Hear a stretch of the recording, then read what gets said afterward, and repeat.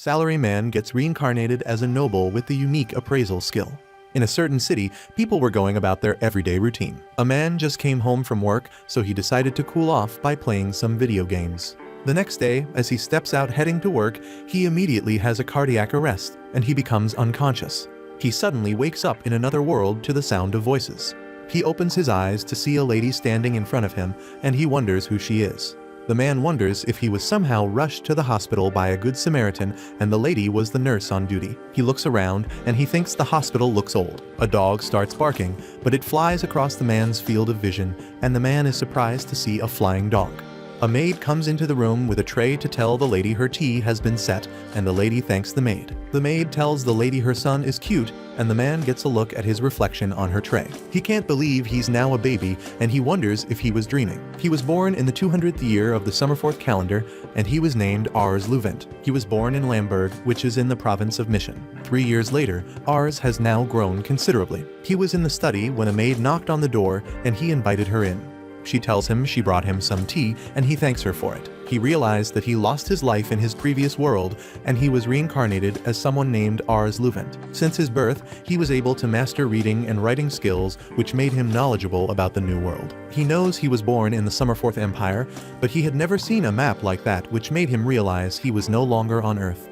He also discovered there was a technique known as magic that people use to conjure mysterious phenomena. He thought the world was just like a game. The Luvent family he was born into was a noble household, and they were in charge of managing a small region called Lamberg. Their house was so big and beautiful that Ars thought it was a castle. They had a lot of servants to always look after them, and a live-in chef who made delicious meals for them every day. Ars was glad he was reincarnated into such fortune. Since his birth, he also learned that he possessed a power that nobody else did. Ars walks into the training room, which surprises all the soldiers. He greets them and asks them if he can watch them from the safety of the entrance. The soldiers tell him he'll be fine at such a distance. They are surprised the prince was always coming to the training room at such a young age. They were convinced he would be a great warrior when he grew up. Ars walks over to a master teaching a trainee soldier. The master knocks the trainee down and he scolds him, but the trainee gets back up and decides to have another go. Ars uses his appraisal skill on the trainee to look at his stats. He realizes the trainee has great aptitude in archery, and he figures out that the trainee will be good with bows. The master knows the trainee back, and the trainee looks exhausted. Ars approaches Millet the trainee and calls out to him, which surprises Millet because he didn't think Ars knew his name. Ars asks him if he's ever used a bow, but Millet tells him he will never use such a weapon because a real man doesn't shoot his enemies from a safe distance like a wuss. Ars tries suggesting that he may be able to handle a bow very well, and he asks him to try it. Millet chews on his thoughts, but when other soldiers ask him to try it just as Ars suggested, he decides to give it a shot. Millet picks up a bow and arrow, but he confesses that he's never shot one before. A soldier suggests he goes closer to the target to reduce the risk of hurting others, but Ars is confident he can hit the target from his position. Millet notches the arrow and he aims the bow at the target. He lets the arrow fly and it hits the bullseye. They think it was pure dumb luck, so they ask him to try again. Millet shoots several arrows and they all hit the bullseye. All the soldiers around him tell him he was born to be an archer, and Millet conveniently realizes that using a bow isn't so bad since all is fair in war. The soldiers wonder how Ars was able to figure out that Millet will be good with a bow, and he tells them it was his instinct. The soldiers are impressed by this, but Ars knows if he told them the truth about his appraisal skill, they wouldn't believe him. Though his ability was the real deal, he was not able to use it on himself, which he wasn't very happy about. During dinner time, Ars was impressed with the meal prepared by the chef. He was about to dig in when his father called out to him. His father tells him he was informed of how Ars discovered Millet's talent with a bow, and he was impressed. Ars was a bit scared of his father because he always looked so angry. Ars uses his appraisal skill to look at his father's stats. He was impressed that his father was able to rise from a farmer to a noble using his martial arts prowess. His father tells him to hone his instincts because he could become the lord of the land one day. His father was convinced the ability to detect other people's talent would be useful to him in the future. His father offers him his portion of the dinner so he can grow up quicker, and Ars thanks him for that. After that day, Ars studied more about the empire, and he realized that the future was a bit vague because the leaders were corrupt. Several revolts were coming up amongst the commoners, and various nobles were focusing on autonomy to quell the revolts. Ars feared that the Empire might enter an all-out war if things don't change for the better. He couldn't envision himself leading his troops to war, and he wonders if he'll be able to keep the people of Lamberg safe. He wanted to protect them because they were so kind to him. He remembers his father's words about his instincts, and he immediately gets an idea. He wears a costume, and he goes out on the streets. He immediately uses his appraisal skills to check out the stats of the people in the town. He is exhausted after using his skill for a long time, and he sits in an alley. A woman suddenly chases a man out of her shop because she doesn't want to sell her goods to him. Ars figures out that the man doesn't look like the people in his town. A boy points at the man who is a Malkin, and he tries to get his mom to help him, but everyone avoids him because he's filthy. Ars remembers that the Malkin are a group of people that came to Summerforth from across the sea. He knows that most of them were brought in as slaves, so he decides to offer the man his bread. Everyone wonders why the heir to House Luvent is helping a Malkin. The man takes the bread and he begins eating with tears rolling down his face. Ars uses his appraisal skill on the man, and he's surprised to see that his stats are almost perfect. He knows that the man can become a great warrior, but the man gets up to leave after thanking him for the bread. Ars chases after him, but the man tells him not to follow him because the people of the town will be angry. Ars asks the man if he'll want to become his retainer, which surprises the man.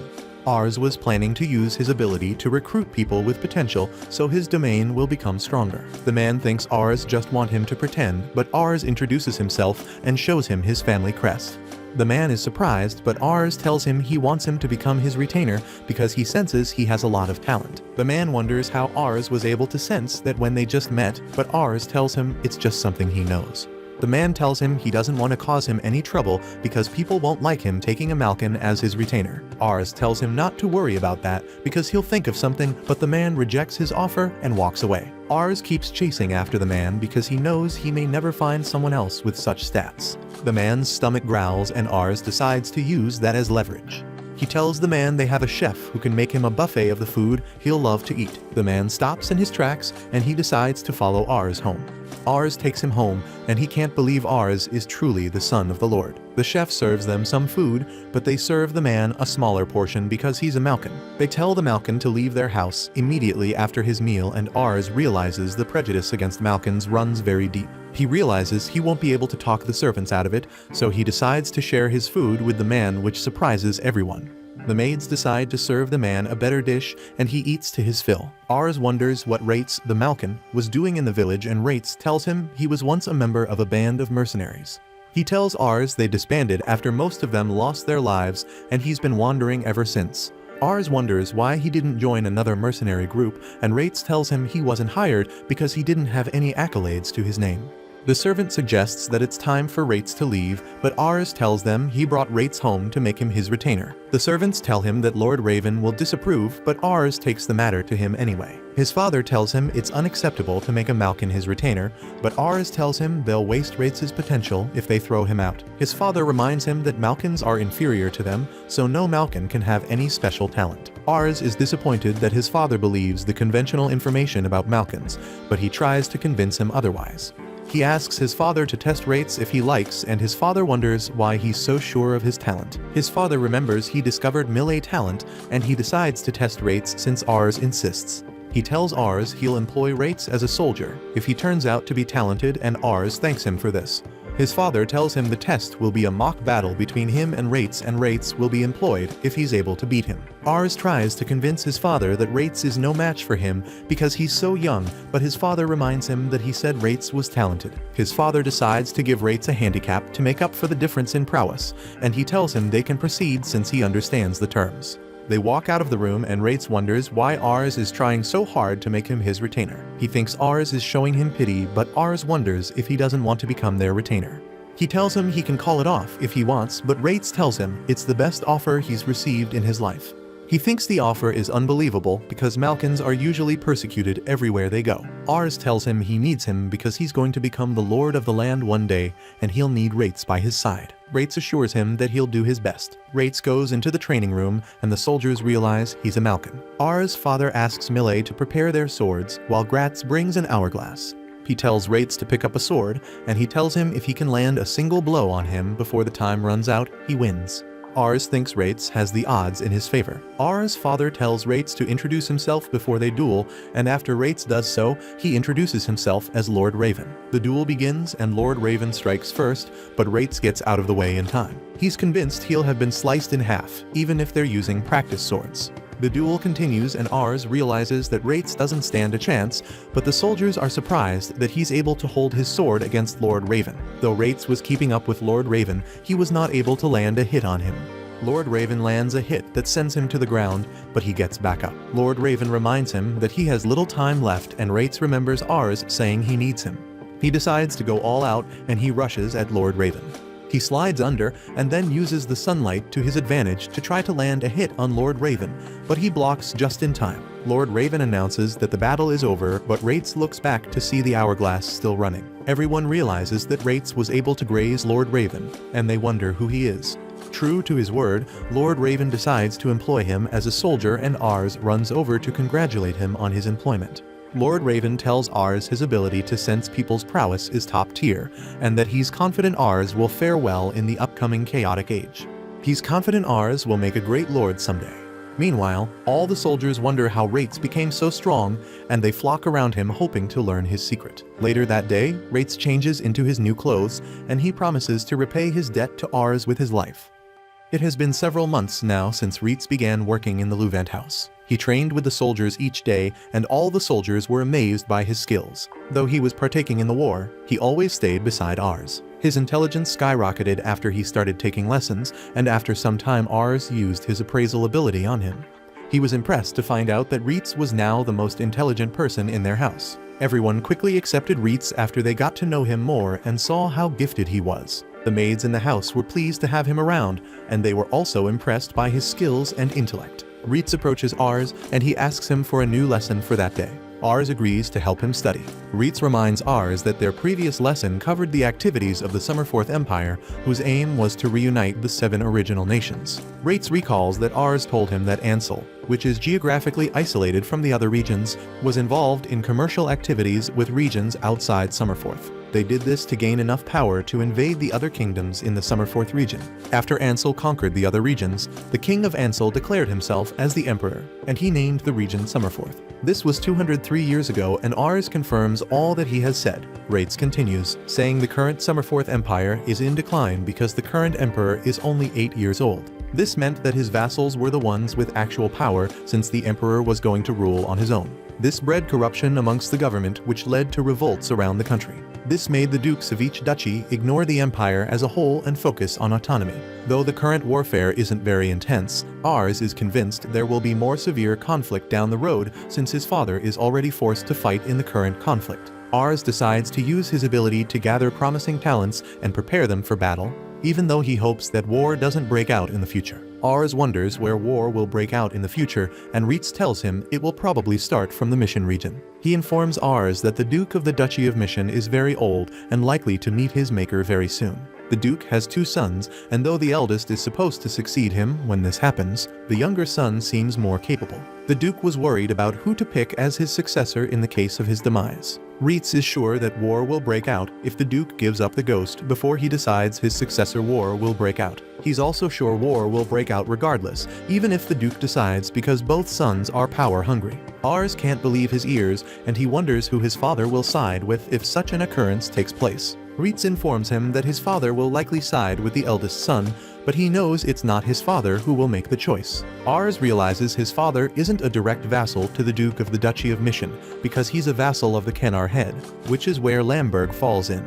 Ars realizes his appraisal ability could be useful in deciding who to side with if a war breaks out. Ars was worried because, though his father is still alive, he was only a kid, and since he has only been able to scout Rates, he didn't want his father to fall in the minority. Rates tells Ars a lord can advance in rank if they play a big part in an active war. Rates sees that as a reason for them to continue doing their best to increase their strength, and he reassures Ars that he'll always be around to protect him. Rates realizes they need to scout for capable people, and he asks for Ars' assistance. Ars agrees to help him search for talented people, and Rates promises to accompany him.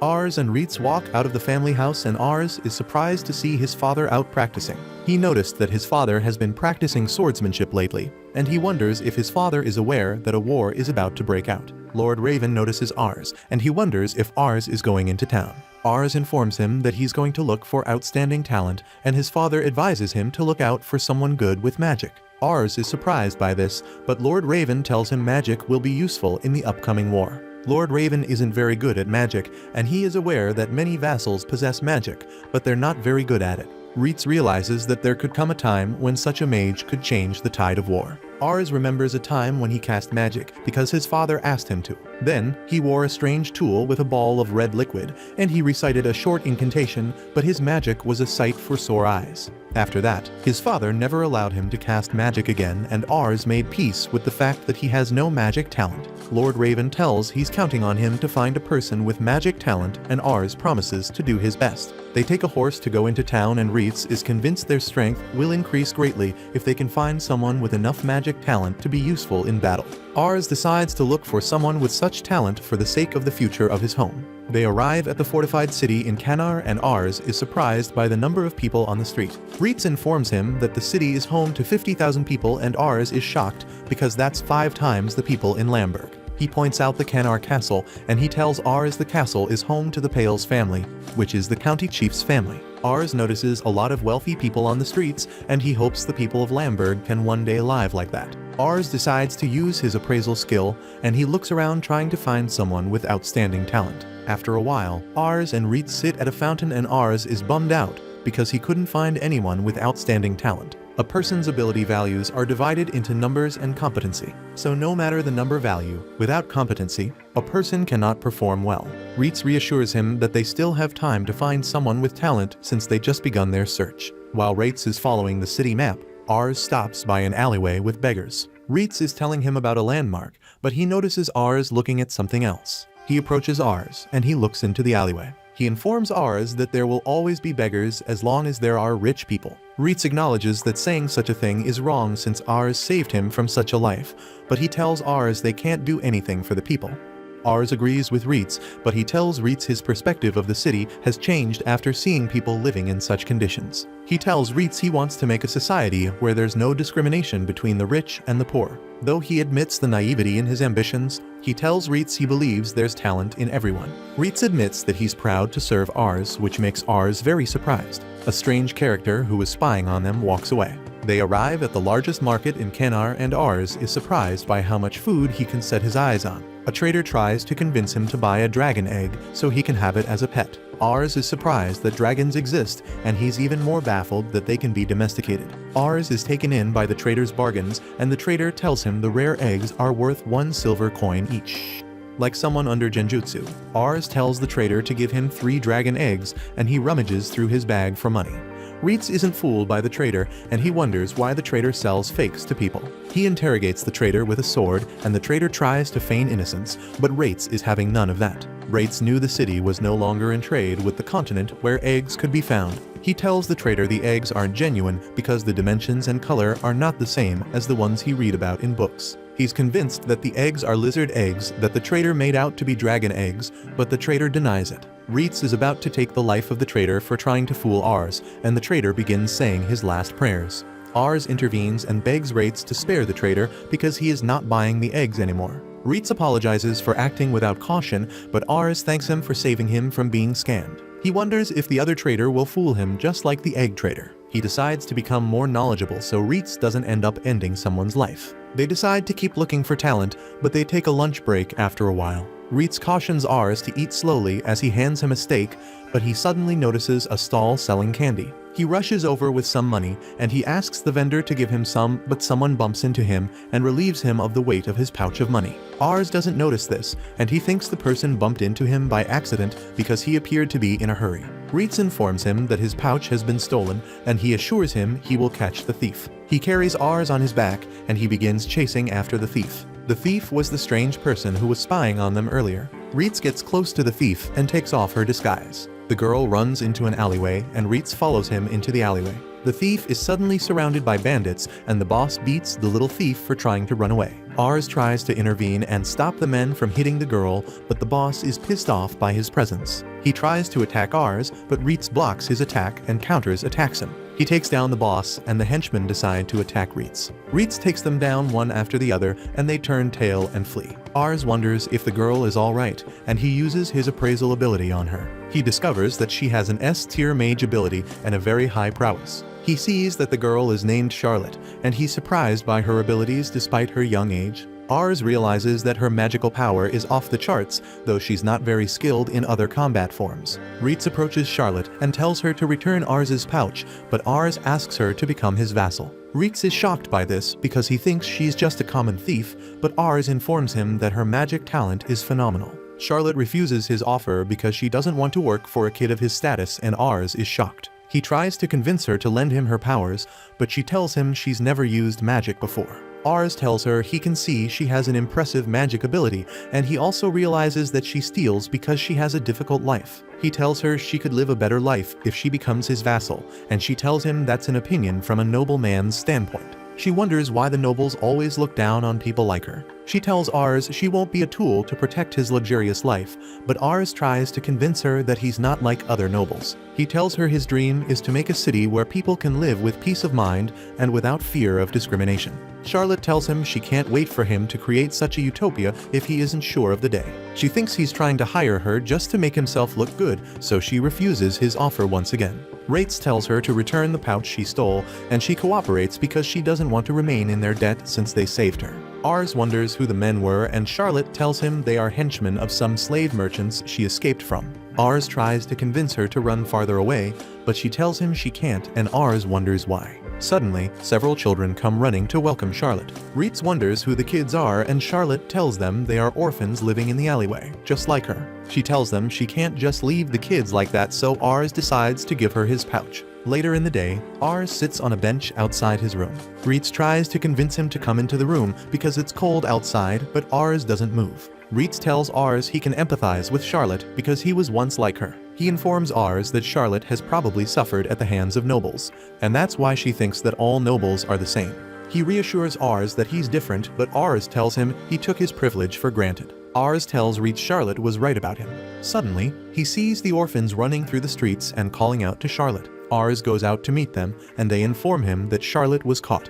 The thugs throw Charlotte on the ground at their base, and they beat her up for making their jobs a lot harder. They keep beating her, but Charlotte has since lost her feeling, which pisses off the thugs because she doesn't cry or call out to anyone for help. The leader of the thugs warns his underlings to lay off beating Charlotte because she already has a buyer and he doesn't want to taint her face. He informs them that he doesn't want to get on his customer's bad side, and the thugs agree to stop beating Charlotte. They suddenly notice a pouch next to Charlotte, and they think it's one of the pouches she stole from people on the streets. They pick up the pouch, and they notice it contains a lot of money, but Charlotte takes the pouch back and tries to run away. The thugs catch up to her and suppress her, trying to prove that she won't be getting away from them. Charlotte remembers the faces of the children in her care and all the things the money in the pouch can do for them. The thug leader informs her that there's no use running because all that awaits her is a life of misery. He tries to convince her to accept her new reality and put all the blame on her parents who abandoned her, but someone suddenly takes down the thug guarding the door. The door breaks in, and the thugs wonder who's interfering with their business. Reitz walks into the room, and the thug recognizes him from their fight in the alley. The things try to take Reitz down, but he takes down whoever rushes at him. The thug leader decides to stop the remaining thugs to stop engaging Reitz, and Ars rushes in wondering if Charlotte is okay. She wonders what he's doing at the thug's base, and the thug leader can't believe Ars is so confident that he can get away scot-free after breaking down his door. Ars uses his appraiser ability to reveal the thug leader's name as Albert, and he wonders if he's a slave trader. Albert is surprised that Ars recognized him, and he figures out that Ars is a noble. Ars orders him to release Charlotte, but Albert informs him that he can't because Charlotte is merchandise to him. He tries to make Ars understand because he thinks he's like the other nobles who buy slaves from him. Ars approaches him and tells him he's not like other nobles. Charlotte asks him to back down, wondering why he's standing up for her, though he hardly knows her. Ars suddenly asks her why her eyes look so empty because it's been on his mind ever since he met her. Ars uses his appraisal ability on her, and he notices that her ambition score is 1. Albert wonders what Ars is talking about, and Ars explains to him that someone's ambition is the person's hopes for themselves. It represents a desire to improve and hope for the future. Ars explains that Charlotte has given up on her future, and that's why her ambition score is just 1. Ars wonders if Albert can imagine anyone sadder than someone who's lost all hope for their future. Albert laughs it off because he knows that Charlotte is a slave and slaves don't have a future. Ars wondered why Albert is laughing when he's supposed to be an adult that protects children's future, but he chose to steal Charlotte's own away from her. He's pissed that Albert still dares to laugh about that because they've taken away Charlotte's ability to decide her future. Charlotte remembers when she sat depressingly in an alleyway, trying to remember the last time she shed tears. She realized that crying doesn't help her solve anything, nor does it improve her probability of survival. Charlotte gave up on her dreams after she realized that people's destinies are determined the moment they are born. Charlotte closed her heart to the world to prevent them from hurting her with their glaring stares and their condescending looks. Charlotte resorted to stealing after realizing that crying is for the weak, and that will leave her vulnerable to the world. She decided to focus solely on survival and do her best to do strong so she never had to cry. Charlotte now wonders why her eyes are letting down streams of tears after she vowed never to shed a single tear again. One of the thugs didn't like the tone Ars was using for Albert, and Albert decides to call down more of his underlings. He admits that he gave Ars some leniency because he's a noble, but now he's had enough of his insolence. Charlotte tells Ars to run to safety, but Ars assures her that he'll take care of everything and she'll be okay soon. Ars tells Reitz to dispose of the thugs, but the thugs hardly give him time to finish his sentence before they rush at him. Reitz makes quick work of the first thug, asking them if they know the grave offense they've committed. He informs them that the payment for angering Ars is their lives, but they decide to surround him and take him down at once he's only one person. They all rush at him one by one, but he takes them down successively. Albert signals to his mages to take down Reitz, but he nullifies their magic with his sword and defeats them. Albert is now at a loss of words after realizing that Reitz is a monster. Charlotte is surprised by how strong Reitz is that she has some confidence that they could. Reitz wonders if Albert is done or if he still has more men to sacrifice for his ego. Albert calls down his secret weapon from upstairs, and the huge thug comes down the stairs, wondering why everyone is so noisy. Albert informs them that the huge thug was once a captain in the Cannar army, but he was kicked out for bad behavior. Charlotte is surprised by how huge the thug is, and she informs Ars that they can't take him down. Ars uses his appraisal ability on the thug, and he tells Sikii to rest easy after going through the thug's features. The huge thug is surprised that the other thugs lost to someone as puny as Reitz, but Reitz tells him he can only make fun of them if he succeeds in taking him down. The huge thug promises to take the weight of his head off his body, and he tries to grab at Reitz, but he only grabs air. He wonders if Reitz disappeared into thin air, but Reitz is hanging on a chandelier, and he mocks him for being so slow. Reitz makes the thug eat his boot, and when he recovers, he makes him see butterflies with a strong punch to his jaw, which takes him out. Charlotte wonders how Reitz is so strong, while Albert mourns his fallen soldiers. Albert warns that Ars's actions will anger the headman of the Cannar district because he approves of slave trading. Ars is aware of that, so he decides to pay for the purchase of Charlotte. Albert is adamant about taking the money, but Reitz reminds him that the slave trade is built on trust. Albert wonders what Reitz is getting at, and Reitz informs him that if they take Charlotte away without paying, it would ruin his reputation. He suggests that he informs his buyer that someone came up to him with a better piece, so they don't have to resort to unethical measures to ensure Charlotte's safety.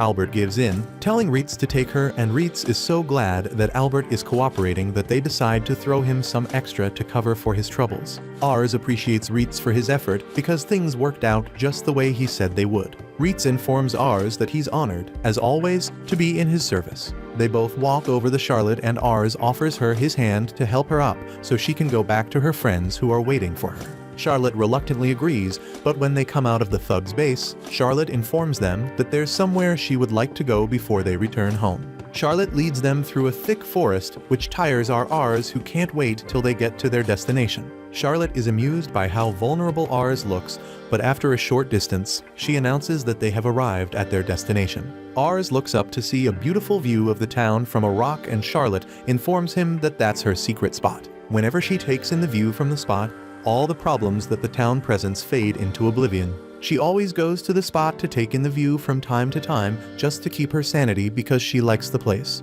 Ars wonders why she would share her special spot with him, and Charlotte reminds him about his dream to build a town where underprivileged people are treated just like nobles. She wonders why he has such a dream, and he tells her it's because he likes children, a statement that would land him in jail if he was in his previous life. Charlotte wonders why he's saying that even when he's a child, and Ars remembers images from his last life. He informs her that a child's smile can lift one's spirits when they are down because a child's smile is so full of hope. They both take in the view from Charlotte's special spot one last time. The next day, Reitz and Ars are hanging out with the children as they play around. The orphans talk about their dreams for their future, and Ars is pleased that the children have hope for what the future may bring. Ars is convinced that happiness holds great power, and the children's smiles can also influence the adults to get excited for the future and try to live a better life. Ars is convinced because that kind of enthusiasm can make a city a better place. Ars stares into the distant horizon, hopeful that he can build a place where children will always have hope. He informs Charlotte that such a responsibility can only fall on the shoulders of the leader of the city. That's why he wants to build a town where people like her can live stable lives. Ars suddenly realizes that he sounds like he's lecturing her, and he apologizes for this. He admits that he was caught up in the moment because he's so passionate about his dreams. To his surprise, Charlotte agrees to go with him and become his retainer. Ars wonders if Charlotte won't worry about the children, but she informs him that the children are the reason she's going with him. She informs him that she wants them to have a future similar to the one he's describing, and Reitz decides to confirm her magic ability using a magic item. Ars wonders where he got the item from, and he informs Ars that he borrowed it from a house they visited. Reitz hands Charlotte the magic item so she can test her magic because he wants to see her magic ability for himself so he can fully take her as a comrade. Charlotte confesses that it's her first time using magic, and she doesn't even know how to cast spells. Reitz decides to show her how to cast a spell while Ars looks on with anticipation, wondering what someone with an S-rank aptitude is capable of. Reitz informs him that she's ready, and she says the incantation that Reitz told her. A huge fireball suddenly manifests in her outstretched palm, and a flame bursts into the air. To the surprise of Reitz and Ars, people in the town are also surprised by the spell. The magic item breaks from the magic overload, and Charlotte is happy with the power of her spell. Ars is amazed by Charlotte's power, while Reitz is so dazed by her magic that he barely manages to squeeze out a compliment from his mouth. Charlotte wonders if she'll get food and a place to live once she becomes Ars's retainer. He informs her she'll get all that, including a monthly salary, but she asks him to send her salary to the children because they'll have a hard time getting along without her. She informs him that all she needs is food and a place to live, and Ars promises to give her salary to the orphanage. Ars informs her that he's enthusiastic about her future. Charlotte prostrates and promises to do all she can to make his dream come true. Ars tells her she doesn't have to be so formal, and she decides to do away with it because she's not very good with fancy talk. Ars informs her that they need to head back home since they've gotten what they want and they're running out of money. Charlotte immediately apologizes for stealing their money, and she thanks them for saving her from the thugs. Ars tells her not to worry about it, but Charlotte didn't imagine she would one day be a retainer to someone younger than her. She tells Reitz she's more interested in Ars's future, and Reitz agrees with her. The next day, Charlotte goes to say goodbye to the orphans, and Ars is glad that he now has another dependable companion. Though he was glad that his house was now stronger, he was also feeling the pressure of having amazing people around him while being completely normal. Ars decides to stick to his dream and try his best to achieve it. On their way back, they stop to take some snacks, but Reitz notices that Charlotte has bad table manners. He informs her she'll have to learn it if she wants to remain as Ars's retainer, but she tells him it's impossible. They arrive home, but Lord Raven refuses to acknowledge Charlotte as Ars's retainer because the battlefield isn't fit for a woman. Ars asks Charlotte to demonstrate her power to Lord Raven, and after seeing the result, he immediately accepts her into House Luvent. 3 years later, Ars welcomes his father back home and explains that their domain lies in the Kanar district, and because of it, they've been dealing with land disputes with the neighboring province. Therefore, his father has been dispatched there several times to solve the conflict. Despite losing some men, everyone's spirits are still high. Ars runs to his father and asks how the battle went. His father explains it was pretty easy to win, especially because Charlotte had the chance to use her magic. He welcomes her and explains that due to her insane magic talent, Charlotte was able to quickly get famous and became one of the most feared mages. She even received the title of Leuven's Lady of Flames and became the pride of his house's mage corps. Ars couldn't even believe that one person talented could make a huge change, but now he realizes how important a skill can be. Suddenly, his mother appears, and Ars reveals there's one last news from the past 3 years. He now has a little brother and sister twins. His father checks on his siblings, noticing how they change every time he gets dispatched. His mother confirms, but claims they all look like Ars, which is quite sus. Ars checks his siblings' stats and notices how important they will become in the future. Suddenly, Reitz arrives claiming they could have found more talented people. A family of hunters have moved into their land, and the older brothers are getting praised by their skills. Ars decides to check it out the next day and prepares to leave with Reitz on a horse. Reitz explains the family lives in the woods, but Charlotte wants to know what he will do. Ars explains, and she decides to join them as Ars' escort because it's her off-duty day. Ars is having the comfiest horse ride, but Charlotte thinks this is taking too much time. Reitz explains it's her fault because she can't ride and they're forced to ride the same horse. Charlotte complains, mentioning that she and Ars are light and that Reitz should get off and run. He refuses to, because she's the one who insisted in coming with them. She claims that she wants to escort Ars, but Reitz insists that he's capable of doing anything by himself. They continue to argue, with Charlotte mentioning that she is the one who can protect Ars because of her real battle accomplishments. However, Ars notices that he's breaking up his comrades while looking for new ones. As they continue, they see a boar passing by but gets shot down by an arrow. They're impressed by what they just watched and notice the two mentioned siblings. The siblings compliment each other while calling out their competition. Reitz explains they must be the ones they're looking for. Upon noticing the group, the siblings apologize because they didn't notice them, and Ars uses his skill to check their stats. They're Gatos and Marcus and realize they're the ones they're looking for. Their prowess is around mid-60s, with Gatos having an A rank aptitude for infantry while Marcus has an A rank for archery. The siblings ask what they're doing there, and Ars tells them that he's here to request something. They take the group to their house and their father gives them a huge meal. The old man apologizes because it isn't much, but Charlotte starts digging in right away. She asks about what kind of meat is that, and Gatos explains it's the boar they caught earlier. He explains they're difficult to catch because they're small and fast, but they're delicious. Reitz, however, tells her to show some restraint because she's acting as an escort. The siblings' father then asks what Ars wants with them. Ars is direct and mentions he wants Gatos and Marcus to serve as soldiers for his family. Their father gets excited about it, and Ars mentions he could tell they're talented. Reitz adds that Ars is capable of noticing someone's talent, which increases the family happiness. The father mentions how they now can fulfill their dreams to become soldiers. The siblings promise to do their best, and he mentions how Ars is a lot more mature than his youngest son, Rosal, who is a similar age. Ars becomes curious and explains that his younger son is quite inept. At the same time, the same kid sneakily enters the room and takes a loaf of bread. Ars asks where Rosal is, and Charlotte asks if that's him.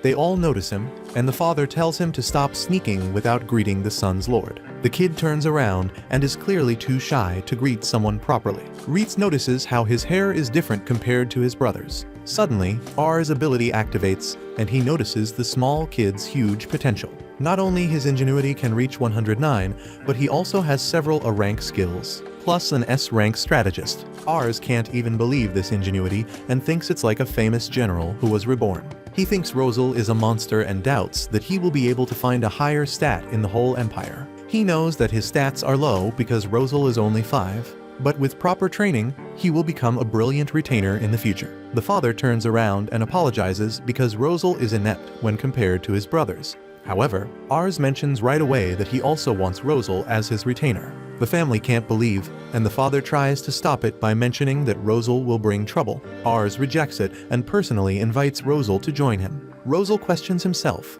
but Ars explains he knows that he has talent and asks to join. However, Rosal starts tearing down because he thinks they're just forcing him to fight in the future. He imagines Ars, Reitz, and Charlotte's scary faces ready to exploit him. Without a second thought, Rosal refuses to because he knows that he will die and runs away. Ars cannot believe he got rejected, but Reitz mentions he saw this before while looking at Charlotte. The father apologizes and mentions that Rosal probably won't agree because he's frail and timid when compared to his brothers. He explains that his mother passed away 2 years ago, and since then, Rosal has been isolating himself from everyone. Usually, the son of a hunter would be chopping wood and training with a bow by the age of 5. However, due to his lack of skills, he would probably struggle to survive, much less go to war. Yet, Ars tells him that Rosal's talent isn't meant to be a soldier like his brothers, because his talents would make him a great strategist. The father is confused but realizes that his son is clever and well-spoken. Ars believes that Rosal's intelligence will help them a lot and decides to get inside and ask him again.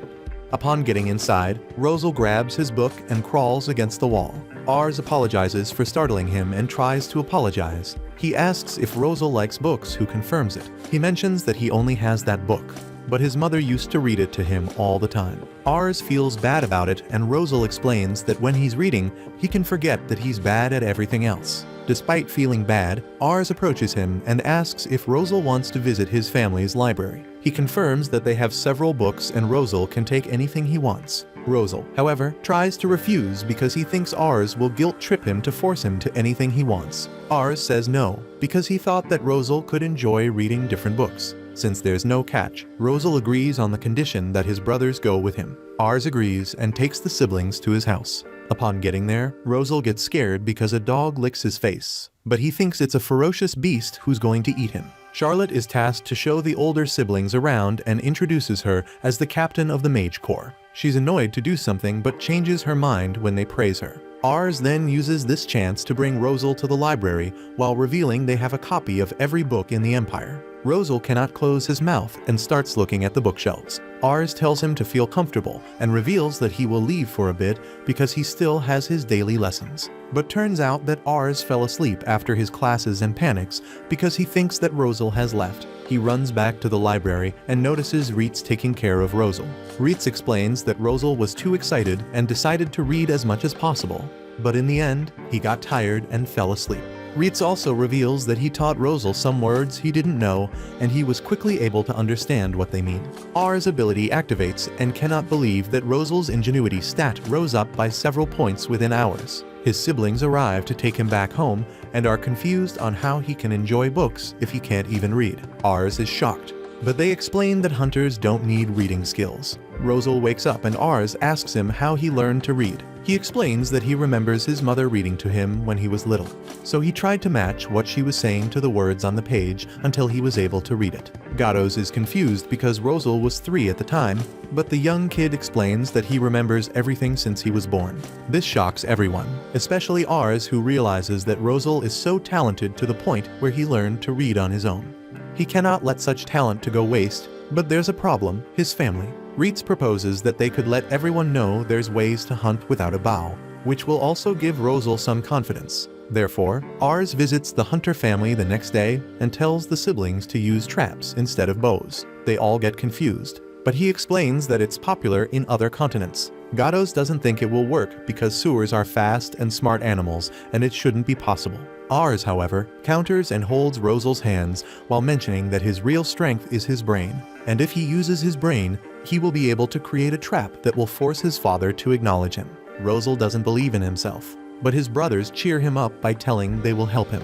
He decides to try it, and after some days, his father is shocked by a strange structure. His sons tell him to look inside, and he cannot believe the amount of sores inside. They explain that Rosal made the trap and push him forward. The kid explains that he knew his father had to do all the hunting if his brothers became soldiers. Therefore, he read about the Soas behavior and made a trap based on it. The siblings also points to some herbs hanging on some tree, and Rosal explains that baby sowers and nursing mothers hate the smell of it. Therefore, babies and mothers will stay away from the trap. This way, preserving the balance with nature, just like his father wants. Upon looking around again, the father turns cold and tells his older sons leave the house and take Rosal with them. He then asks Ars to take care of Rosal. The old man walks away, which makes Rosal feel like he's being hated on. Rosal tries to walk away because he was told to leave, but Ars tells him to return back home because his father must have his reasons. At night, Rosal tells himself that his father hates him because his mother got sick after he was born. Later on, she died, and he believes that his family hates him and blame him for her death. That was the reason why he shut himself up on his room. He wishes he wasn't born and starts to try. Suddenly, he hears some noise outside. His siblings and father get to the roof, and the brothers try to avoid making noise while thanking his father for raising them. They all share a drink while his father tells him to thank their mother for it. Gatos then asks why his father was so cold when he spoke to Rosal, despite his efforts to impress him. Yet, the father simply tells the older brothers that Rosal should hate him. He explains that he was too harsh on Rosal and failed to notice his talent because he was focused on what he couldn't do. He thinks of himself as a failure of a father for not seeing his potential. Therefore, he wants Rosal to spend his life in a place where he can shine. The problem is that Rosal is kind like his mother and cares about their family. Therefore, the father decided to make Rosal hate and resent him, forcing him to leave. The father starts to cry and begs his sons to support Rosal and not fail like he did. Rosal is listening to their conversation and cries. The next day, Ars and Reitz come to pick up everyone, and Rosal ignores his father, deciding to leave without saying goodbye. His father is sad but decides to focus on cutting some wood. Rosal, however, gets closer and reveals that he could never hate his father. He confirms that he was useless at home, but he will learn under Ars and become a lot useful in the future. He starts crying and asks if they can live together again when that day comes. His father turns around, crying, and tells his youngest son that he will wait for him. The older siblings turn to Ars and thank him for taking their whole family as retainers. Ars, however, reveals that he only cares about the people who live on his domain and is happy to see their family bond restored. The three siblings then pledge loyalty and promise to become useful in the future. Ars suggests to Lord Raven that he should lead the next engagement since he has taken ill, but his father declined his offer. Ars presses on because he knows his father shouldn't be fighting in such a condition, but Lord Raven tells him he has no choice given the state of things. Ars recollects how the governor of Mission passed away a year ago due to illness, and he named his younger son as his successor. The elder brother insisted that the younger brother forged the document, but the younger son had been making a name for himself in battle. This made few retainers begin to believe he should inherit the throne in his brother's place according to their customs. This tore the region of Mission into two factions, with one part supporting the elder brother, while the other faction supported the younger brother. Sates, a neighboring province, took advantage of this division to press on the offensive, which made Ars realize he needs to take to the battlefield after all. An entourage is heading towards Lamberg, and the carriage driver informs his passenger that they'll soon be arriving at their destination. He informs her that they may be delayed because of the rain, but she tells him the rain is a sign that the heavens are smiling upon them. Lord Raven informs Ars that there's something else he should direct his brain power to. Ars looks up at Lord Raven with surprise over his face, and Lord Raven wonders why he's surprised. He reminds him about the betrothal, and Ars wonders when and why a betrothal was arranged behind his back. Lord Raven tells him he can't remember, and he's surprised that he didn't inform Ars. He shows Ars the letter which arrived a few days ago, and Ars just stares at it, totally baffled. Ars rushes to his room, and he announces the bad news that his letter of betrothal has arrived. While everyone is surprised to hear this, Charlotte is disappointed that Ars isn't going to be spending the rest of his life with her. Ars tells her to cut out the joke because it's not the time for it since he's just heard about the betrothal for the first time. A maid suddenly enters the room to inform him that someone claiming to be his fiancée has arrived to visit him. Ars's spirit almost leaves his body, but he calms himself and he goes outside to receive his visitor. He arrives outside as she steps out of her carriage, and he wonders what he should do now that she's around because he didn't even have a girlfriend in his previous life. He keeps wondering what his fiancée will look like and how she'll act when she comes up to him. His fiancée arrives, and she informs him that she's delighted to meet him as she introduces herself as Lisha. I would call the FBI on the creators of this anime, but I'm sure y'all won't let me see the light of day, so I'll leave them be. Ars can hardly speak as he pawns over her beauty, and while he's thanking his lucky stars, he uses his appraisal skill, and he notices that she has a diplomacy score of 100 and an ambition of 80. She suddenly looks so terrifying to Ars because he wonders why such a timid and gentle person will have such a high ambition.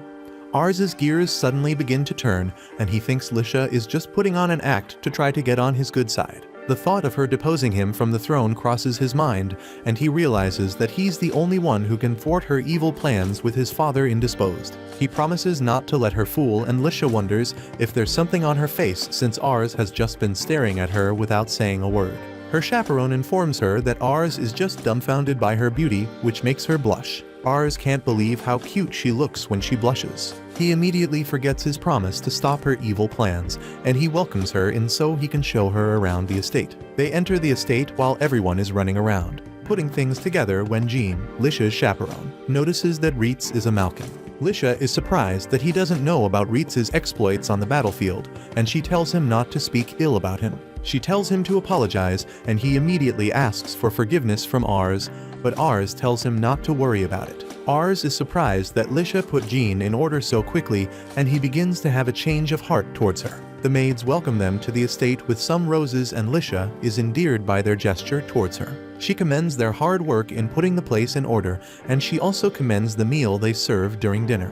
Ars is explaining how they made the meal, but Lisha notices he has some sauce on his face, and she points this out. Ars quickly cleans it off, but he's impressed that Lisha can carry their conversation even when he has zero conversational skills. Ars realizes that he would have been head over heels for Lisha if didn't have his appraisal skills after he goes over her qualities in his head. Lisha informs Ars that she passed through Lamberg on their way there, and she tells the place is wonderful. Ars tells her he would show her around himself if not for the bad weather, and she tells him he'll have the chance to do so. The clouds suddenly clear, and Ars wonders if Lisha can control the weather. She tells him she was just watching the clouds from her carriage, so she could tell it was passing weather. She asks Ars to show her around while Charlotte and Rosal are peeping at them through a door. Charlotte asks Rosal what he thinks about Lisha, and he tells her she seems nice, but he's scared of her. Charlotte confesses that she feels the same because Lisha seems very dangerous. Ars and Lisha go for a walk, and some citizens recognize Ars,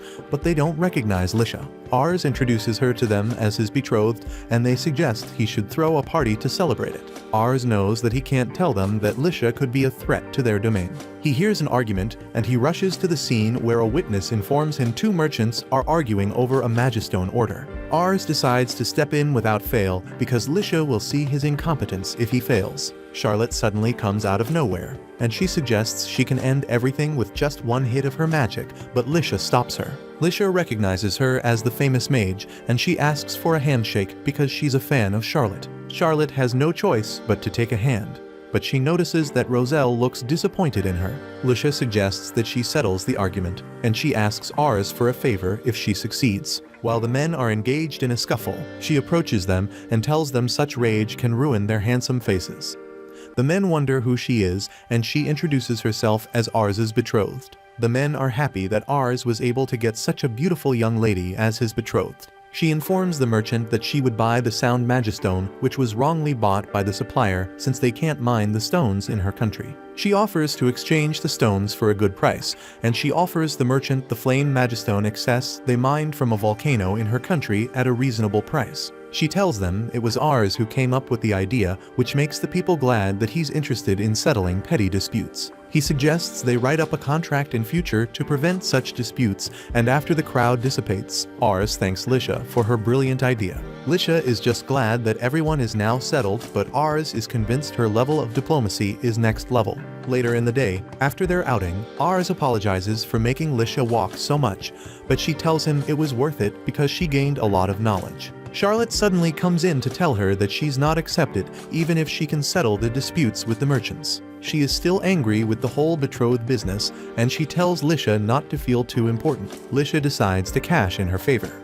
She tells him she wants to ask him a question, and she pleads with him to answer honestly. She asks him what kind of person he likes, and Ars wonders what kind of question she's asking because he doesn't know what her endgame is. He thinks about avoiding the question wittily, but he realizes that he can't outsmart Lisha, so he decides to answer honestly. He tells her he likes people who speak their minds and hide nothing from him, and she promises to keep that in mind. They eat an extravagant meal for dinner, which was prepared by Reitz, while Charlotte puts on a magic display which everyone enjoys. Ars was disappointed that he didn't find out what Lisha was up to, so he decided to pick up from where he stopped the next day since she was staying the night. He's about to sleep when he raises his bed sheet to see Lisha hiding underneath. He tries to scream out, but she shushes him. Ars wonders if she's lost, but she informs him that someone showed her his room, so she slipped out of her to come to his because she wanted to see the surprise on his face when he saw her in his bed. She informs him she wants to have a conversation with him, and he pours her some tea. He asks her what she wants to talk about, and she asks him what he thinks about her. Ars is surprised by this question, and she confesses that she can tell someone's feelings even when they try to hide it. She informs Ars that the feeling he had when he first saw her was suspicion. She was fine by this since they just met, but she was surprised that his suspicion grew the longer she conversed with him, which was a weird occurrence. She wondered why he didn't trust her so much to the point that he asked her to tell him her true feelings. Ars is impressed by her observational skills, and he realizes he's made her uneasy for a while, so he decides to answer honestly. He informs her about his appraisal skill, and he tells her she has a higher diplomacy and ambition stat than most people. This made him think she had an ulterior motive because her actions were so calculated. Ars doesn't think Lisha would believe him, but she tells him she believes him because that explains his behavior towards her. She admits that she has a high ambition, and Ars wonders what she's aiming for, but she tells him she just wants an amazing man to fall in love with her at first sight. Ars realizes that she had the right ambition since she's a lord's daughter, and he thinks it's less than ideal for her to be betrothed to someone like him who's in charge of a small domain. Lisha confesses that she can tell what Ars is thinking, and she tells him that she would have broken their engagement if he turned out to be an oaf. But she informs him that spending time with him changed her mind and she would be willing to marry him. Ars reiterates that he's a lord of a small domain, and she tells him there's a possibility that his domain can be expanded. Ars tells her that he's just surrounded by people who make his work easier, and she tells him she noticed that he was loved because of how endearing the people were towards her when she introduced herself as his betrothed. She informs him she has come to love him just like his people love him, and she tells him goodnight as she returns to her room. Ars begins to have a meltdown with the way he responded to Lisha. He's surprised that her ambition was so charming, but he's pleased that she spoke her mind without questioning his skill. Meanwhile, Lisha is disappointed in her lack of etiquette for sneaking into a gentleman's room and then fleeing in embarrassment. But she was glad she was able to tell someone how she truly felt for the first time in her life. The next day, Lisha pondered on the fact that people don't consider others while they struggle to seize power. She wasn't happy that she could sense other people's sentiments until the day she learned that she could escape such an evil world if she married a man with political ability. From that day, she began to appreciate her ability while saying things she didn't mean. Initially, she didn't plan to marry into House Luvent because she wanted a stronger house. She only wanted to make a good impression and form a favorable bond, but she ended up making Ars suspicious of her. She was surprised that he only grew suspicious of her, no matter how many times she flashed her hypnotic smile, and all this while, she couldn't tell what he was thinking. This was until he got her a salve for any blisters she ended up having because she walked so much that day. She realized that he was kind regardless of a person's rank because of how he treated citizens like his own family members. Lisha longed to be part of such a world where everyone treated each other like family. She was enchanted by Ars because he accepted her after she told him who she was. She was grateful to God for giving her such an ability. She knew that someone would try to hurt Ars because he was so kind, so she decided to remain by his side so no one would be able to get to him. After Lisha left, she began exchanging letters with Ars, who was always nervous to write to her. The war in the region lulled, and Lord Raven recovered a little from his illness, which made Ars happy. He was now also convinced that he wanted to marry Lisha, and he hoped life remained peaceful like this forever.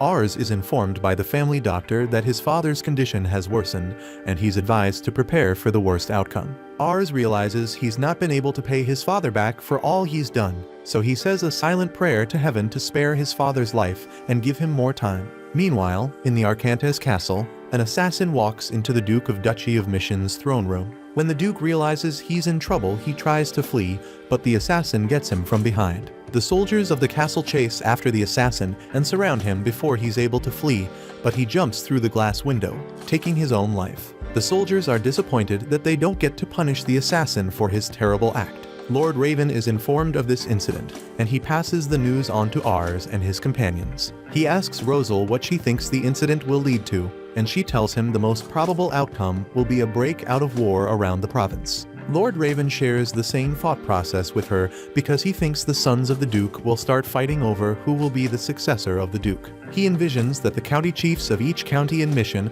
will have to choose between siding with Lord Curran, who is the older son of the Duke, or Lord Vassamark, who is the younger son of the Duke. He figures out that Lord Lumaire, who is the chief of Cannar County, is likely to side with the older son, and he informs Ars they have to follow the chief's decision when the time comes. He advises Reitz to be ready to depart from the castle at a moment's notice because the chief is likely to call for a lord's meeting to determine their next course of action. Lord Raven tells them he'll also prepare to leave, but when he tries to get out of bed, his body fails him and he falls back down in agony. Later that day, Reitz receives a letter from Chief Lumaire, and he presents it to Ars, who reads the letter. Lord Lumaire wants them to come over to Cannar County in 3 days, and Reitz offers to go in place of Lord Raven with Charlotte since he was feeling under the weather. Ars declines his request because he wants to represent his father himself. On the appointed day, Ars arrives in Cannar with Charlotte and Reitz as his escorts. Ars was nervous because he didn't know the kind of person he'll be dealing with as the county chief of Cannar. They head into the city's gate, where a guard is standing to check the people coming into the city. Ars approaches the guard and introduces himself to him.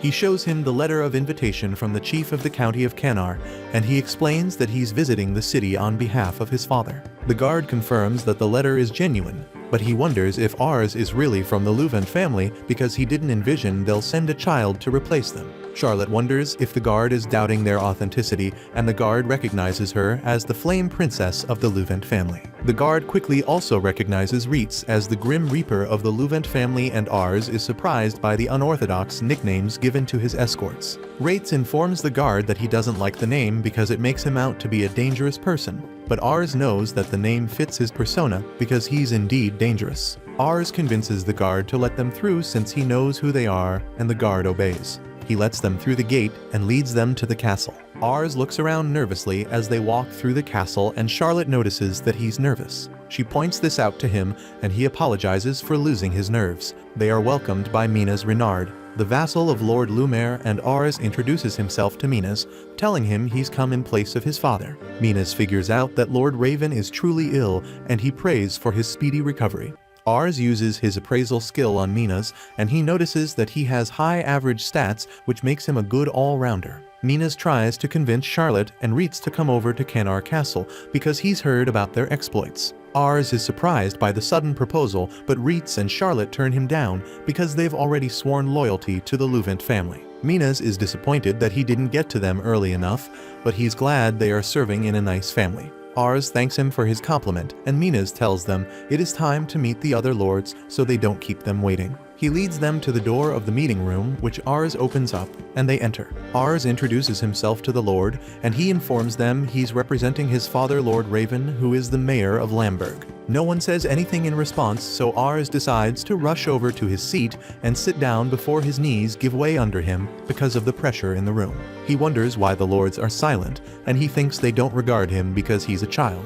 Krall Orslow recognizes Ars as the son of Lord Raven, and he compliments his greetings. Ars recognizes Krall as the Lord of Barony of Calmare, and he remembers that he used to play with him when he was a kid. Ars tells Krall he should be the one giving him his greeting, but Krall is so glad to see that Ars is all grown up, so he offers him some cookies to help him relax. Ars appreciates his gesture, but he notices another lord glaring intently at him, and he gets nervous again. The doors of the room open up, and everyone stands up and bows in reverence as Lord Lumaire, the chief of the county of Cannar, walks in. He thanks everyone for coming, and Ars uses his appraisal skill to check out his statistics. He sees he has a high diplomacy skill value, but he realizes it's not too flashy. He suddenly notices that Minas, the chief's vassal, makes up for whatever the chief lacks, and he concludes that they'll both be able to get the right solution for any problems of the county if they work together. Lord Lumaire apologizes for bringing everyone in on such short notice, but he wanted to pass some information in person. He tells them that war is bound to break out now that the Duke of Mission has been assassinated,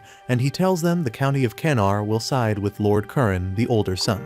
Lord Lumaire asks for any objections to his decision, but everyone present agrees with him. He also informs them of rumors that the Duchy of Saetz could seize the opportunity to attack them, and he advises them to prepare their forces for the coming war. While the other lords are sending messages to their territories, Ars just keeps sitting in his seat because he's so nervous. Lord Lumiere walks up to him and Ars apologizes for his rudeness, but Lord Lumiere only wanted to extend his greetings to Lord Raven. Ars thanks him for his concern, but Lord Lumiere praises him for representing his father well despite being just 11 years old. He knew Lamberg had a high military strength despite being a small territory, and he tells Ars to do his best in the coming times of war because he's counting on him. He extends such expectations to Reitz and Charlotte too, and they all assure him they'll give their best. Lord Lumiere walks away from the meeting, and they all make a silent promise not to fail him. The lord who was glaring at Ars earlier calls out to him, and he introduces himself as Lord Hammond. Ars recognizes him as the Lord of Barony of Torbequista and Lisha's father. Ars wonders why the lord walked up to him, and the lord informs him that Lisha has been in a bad mood since she returned because she was dissatisfied with her interactions with him. Though Ars wonders what he did wrong, he apologizes for being the cause of his daughter's foul mood. Lord Hammond asks Ars if he has responded to his daughter's letter, and Ars remembers he wasn't able to write a response because his father fell ill, and then the Duke got assassinated, so he hasn't had time to himself. He tells Lord Hammond that he hasn't replied, and the Lord is disappointed to hear that. Ars promises to send a reply once he returns home. The Lord realized his daughter liked Ars because she previously behaved without emotion, but recently, she had been expressive and obvious. Lord Hammond confesses that he didn't give her enough attention when she was younger after he noticed how smart she was. This made Lisha lonely because he chose to prioritize his work as a lord instead of giving her the attention a child deserves. Lord Hammond was just hoping Likai could be happy because she witnessed different quarrels between aristocrats in their territory when she was younger, which gave her a hard time. Lord Hammond knows he's to blame for this, but he couldn't help glaring at Ars for toying with his daughter's feelings. He apologizes for this because he recognizes Lord Raven as a fierce warrior, and he can rest assured that Lisha will be safe with his son. That's why he gave her permission to marry him.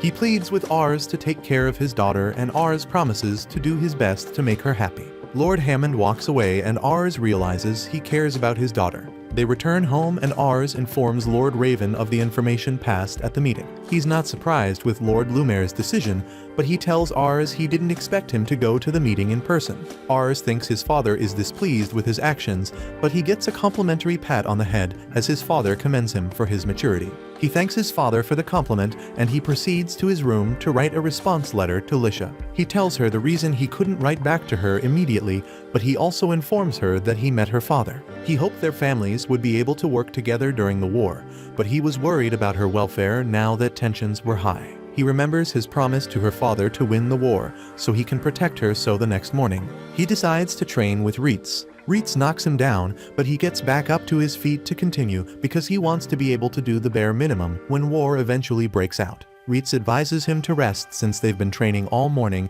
but Ars urges him to continue because he's still in good condition. Ars is disappointed that he wasn't getting better while everyone else was improving. He remembered the disastrous result of the mock battle he led some troops to, which made him realize he doesn't have any practical experience of war. He recalled how he flinched when he saw soldiers approaching him, and though he was sure Reitz and Charlotte would help him, he didn't want to destroy the troops' morale on the battlefield by his lack of confidence. He knew that it would be pointless to lead an army of powerful people if he was weak. Roselle suddenly runs up to him and informs him that the Lord of the Barony of Calmare is asking for their help because the Duchy of Saetz sent an invasion force to their territory. Reitz remembers that Lord Kral is in charge of that territory, but Reitz figures out that they can't stay out of the battle because they're close to Calmare and they'll be next on the invasion list. Ars realized it was time for him to go into battle because his father was in no condition to lead the troops. He gets the jitters, but he informs them that he'll be leading the troops, and he asks them to assemble in the courtyard.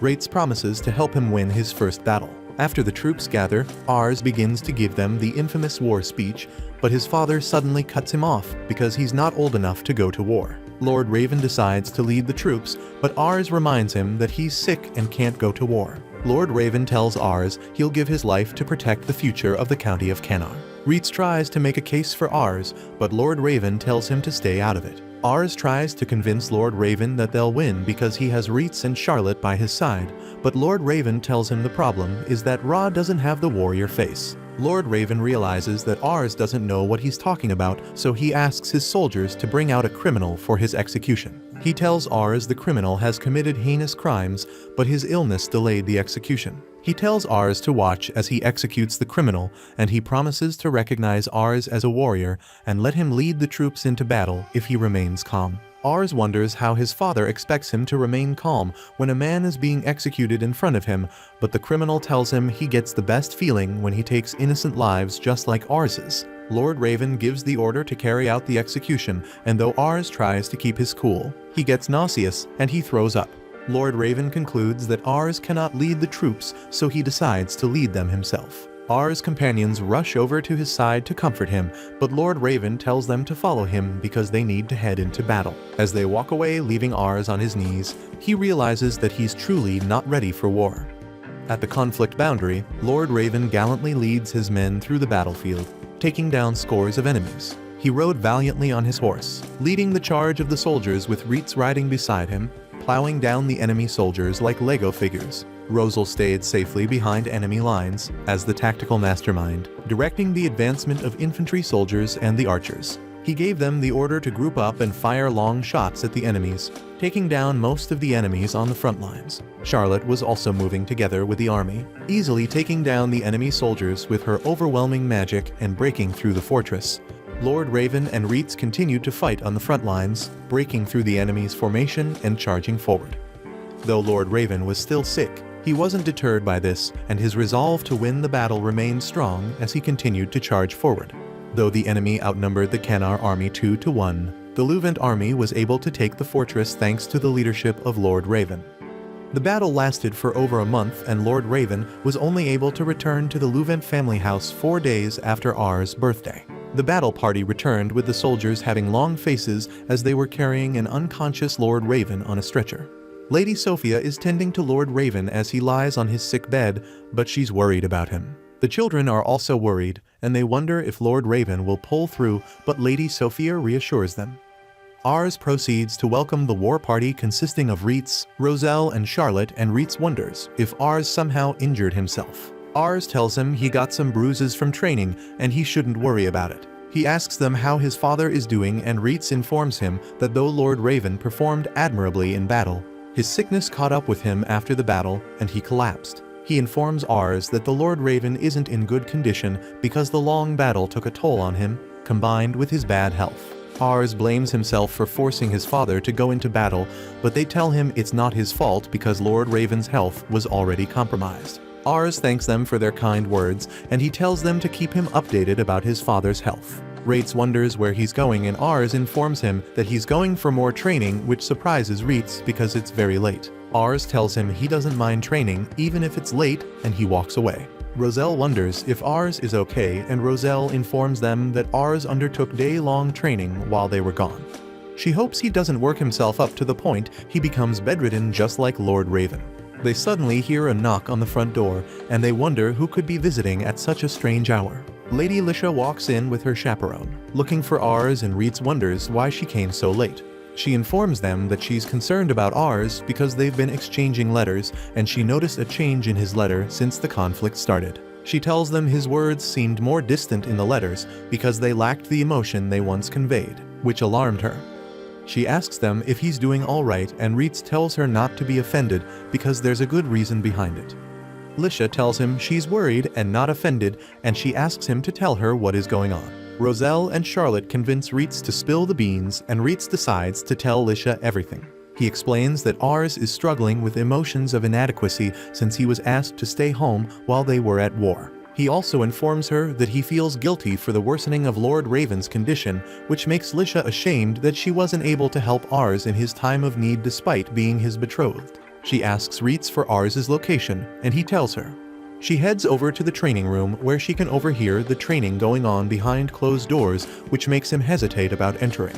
She opens the door slightly and enters the room partially, but when she tries to call out to him, he's knocked down by his trainer, who advises him to stop training for the day and resume the next day. Ars insisted that they need to keep going because his father just fought a battle in terrible conditions and he needs to match such a resolve so he can protect everyone. Ars gets back to his feet and continues his training, while Lisha silently backs out of the room and closes the door. Reitz wonders if she wanted to speak to Ars, but she realized that it's not the right time to speak to Ars. One of the maids comes running and informs them that Lord Raven has regained consciousness. They're overjoyed by this news, and they decide to inform Ars, but the maid tells them Lord Raven wants to speak with them first. They go to visit him in his room, and he apologizes for causing them trouble, and Charlotte wonders why Lord Raven is acting so differently. He tells her he's not currently speaking to them as their lord, and he asks them how they're enjoying their lives in the Luvent castle. They confess that their lives are better than they were before, but he tells them that he doesn't have much time left, which surprises them. They don't believe him, but he tells them he knows his body more than anyone. He decides to use the opportunity to tell them that he didn't know what to make of them when Ars first brought them in, since Reitz was a Malkin, Charlotte was a woman, and Roselle was just 5 years old. He commends them for becoming pillars who upheld their domain since then, and he thanks them for being pivotal to House Luvent. He decides to ask them a favor concerning Ars, since he's not strong enough for battle, and entrusting him with leadership at such a young age would be catastrophic. Lord Raven regrets not taking Ars to the battlefield himself, and having him witness the harsh realities of the world which he's been protecting him from. He realizes that it's too late to do that now, and he begs the three of them to always support Ars in every way possible. He plays his dad card, commending Ars for being loving, seeing the potential in others, and giving them a chance to prove themselves. Roselle confesses that he wouldn't have been understood by his family if not for Ars, and he promises to study more to help Ars as repayment for giving him confidence. Charlotte promises to serve Ars because he gave her life meaning, and she also wants to experience the world Ars strives to build. Reitz promises to fight anyone standing in Ars's way, even if he has to lose his life doing so. Lord Raven tells him not to speak so lightly of his life, and he asks him to stay alive to protect Ars. They all bow their heads in gratitude as they thank Lord Raven for taking them in despite knowing little about them. Reitz decides to lay a request to Lord Raven. Lady Lisha is waiting outside the room, and Reitz suddenly opens the door to inform her that Lord Raven wants to speak to her. Lisha knocks on the door and enters, while the other three leave the room to Lisha and Lord Raven. Lisha introduces herself to Lord Raven, and though she's sad they couldn't meet under better circumstances, she's glad she has the opportunity to meet him privately. Lord Raven apologizes to her because she had to see him in such a sad state, and he wonders if she remembers when they first met. Lisha is surprised because she doesn't remember meeting previously Lord Raven, and Lord Raven confesses that he was the one who requested her engagement to Ars. When he first met Lisha, he thought she was very wise despite being so young. He also noticed she was very kind, which made him realize he wanted someone like her to be by Ars's side. Lord Raven tries to convince Lisha, even though their family territory is small and Ars could be vulnerable. Lisha knew that Ars's kindness made him vulnerable, but she informs him that he's doing his best to become better than him. Lord Raven realizes she's fallen in love with Ars, and he's rest assured that Ars is in safe hands. He tells her to call Ars into the room, so she steps out of the room and informs them that Lord Raven wants to speak to Ars. They decide to go to the training room to inform Ars, but Lisha calls out to Reitz to thank him for his kindness. Reitz remembers his time with Lord Raven, and he's filled with sadness and overcome with grief because he didn't think the world was so cruel. Ars knocks on the door to Lord Raven's room, and he rushes in, grateful to see his father has regained consciousness. Lord Raven apologizes for calling Ars in so late, but Ars informs him that he did a lot of research on his illness while he was away, and he found some remedies he wants to try. He also tells Lord Raven about a skilled doctor in the province, but Lord Raven was impressed by how much Ars has grown in such a short time. He informs Ars he was around his age when he first decided to become a warrior. Lord Raven wasn't born in Lamberg, but in a remote farming village in the Mission province, which was ruled by a tyrant who extorted the people, making them live in poverty. Lord Raven couldn't take that, so he ran away from home and fled to the city when he was 10, and the day he arrived, the governor of Mission was visiting the city. Though Lord Raven's memory of that time was vague, he vividly remembers the grandeur of the governor, which made his heart race. That was when he made the resolve to become a man who could be a governor and lead many soldiers. He studied the sword and trained by himself. He fought battles with all his heart, which made him stand out among other soldiers, and he was appointed a domain by Lord Lumaire. Lord Raven can't believe how much time has passed since then. He saw his citizens as treasures worthy of protection, and he devoted his life to doing that. Lord Raven suddenly gets into a coughing fit, and Ars rushes closer to him to offer him some aid. Lord Raven knows that Ars feels responsible for his condition, but he informs Ars not to feel responsible because he chose to live like that. Lord Raven begs Ars to take care of everyone in his absence, which makes Ars very emotional, but he puts aside his feelings and he assures his father that he'll take care of everyone. Lord Raven can see that Ars's readiness has increased, and he apologizes that he has to beat such a huge responsibility because he's his son. Ars tells him he's glad to be his son, and Lord Raven realizes that Ars is finally a man. He asks him how his relationship with Lisha is going because she's a force to be reckoned with. He informs Ars that Lisha was blessed with more of her mother's features than that of Hammond. Her father and Ars wonders if he's close to Lord Hammond. Lord Raven recalls when Lord Lumiere asked him to have a mock battle with Hammond when he was just 16. Lord Raven and Ars spent the whole night talking intently to each other, but by the next morning, Lord Raven was no more, which was year 212 of the Summerforth calendar. Lord Raven was put to rest and Ars comforted his siblings Kreese and Ren as they said their final goodbyes. Ars drops a flower on the pyre in honor of his father, and he tells everyone his father was a great man because he taught him many things. He informs them that he spoke to his father at length the previous night, during which his father entrusted all of them, who are citizens of Lamberg, to his care. He confesses that he's not as strong as his father, but he sincerely asks them to lend him their aid so he can care for them more than anyone else. This makes the people emotional, and they promise to give Ars their support as they encourage him to do his best as their leader. Charlotte remembers the advice Lord Raven gave her on the battlefield. Roselle remembers one night when he stayed up to read and Lord Raven came around and told him to take him time to grow up. Roselle informed Lord Raven that he was studying to make sure he could be useful to Ars, but Lord Raven told him to take it easy because he has many years ahead, which made him grateful. Lisha remembers the advice Lord Raven gave to her the previous night, and she gets emotional.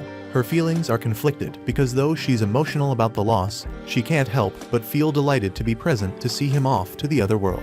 Ars is grateful to everyone for their encouragement, and he prays to his father to keep watching them from above. Ars announces that he's now the leader of the Leuven house, and everyone takes a bow in reverence. The legend of House Leuvent is about to begin in full swing. Watch this next video. See you on the next one.